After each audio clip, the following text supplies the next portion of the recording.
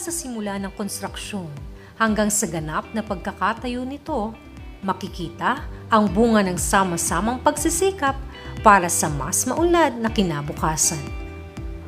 Gitna ng mga barangay Sagpangan, Isaog at Iraan sa bayan ng Aborlan, Palawan, matatagpuan ang Ibato Iraan Small Reservoir Irrigation Project.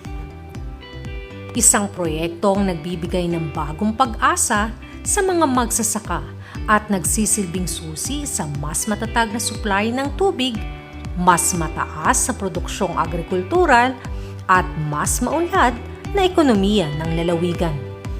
Ang matagumpay na pagtatayo ng 31-meter high-zoned earthfill dam, appurtenant structures, access roads, canal lining, canal structures at project facilities ay isang mahalagang hakbang tungo sa mas mahusay na pamamahala ng yamang tubig at pagpapaunlad ng agrikultura sa rehiyon.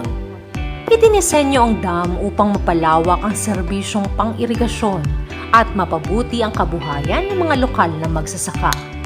Papatubigan nito ang humigit kumulang 1,072 hektarya ng lupang sakahan na pagmamayari at sinasaka ng 425 magsasaka sa lugar.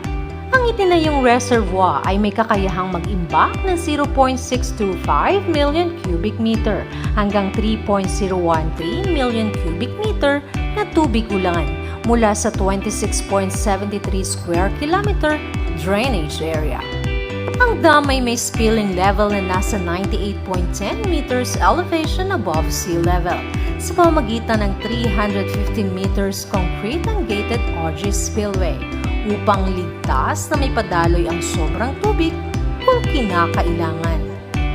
Higit pa sa irigasyon, layunin din ng Ibato Iraan Dam na lubos na mapakinabangan ang naipong tubig para sa aquaculture at posibleng supply ng tubig para sa mga kabahayan sa hinaharap.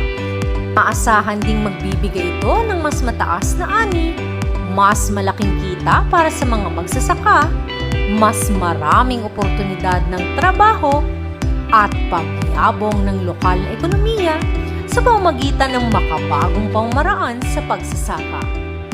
Ang Ibato Iraan Dam ay simbolo ng katuparan ng mga pangarap, bagong pag-asa at mas maunlad na kinabukasan para sa mga magsasaka at buong pamayanan ng Aborlan, Palawan. Noon kami ditong mga taga-barangay Sagpangan, Aborlan, wala kaming basakan dahil wala kaming irigasyon.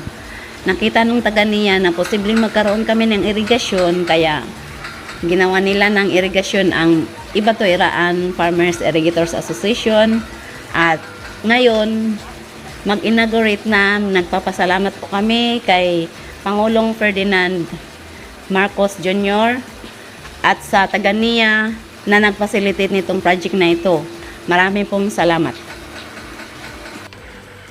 Bilang Pangulo ng Ibato Iraan Farmers Irrigators Association, ako po ay taos-pusong nagpapasalamat sa pamunuan ni President Ferdinand Bongbong Marcos at sa NIA sa pagbubukas ng patubig dito sa bayan ng Aborlan upang ito'y makatulong sa produksyon ng palay ng mga magsasaka dito sa aming bayan.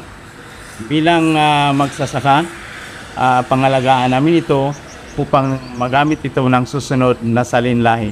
Marami pong salamat. Matamang salamat kanimo Presidente Bongbong R. Marcos Jr. Maraming salamat po, President Bongbong Marcos. Dakulang salamat kanimo, Pangulong Ferdinand R. Marcos Jr. Tapos po ako nagpapasalamat, Presidente Bongbong Marcos. Salamat po. Maraming salamat po, Pangulong Bongbong Marcos. Mabuhay po. Maraming salamat po, Pangulong Ferdinand Marcos Jr. Mahal ka namin!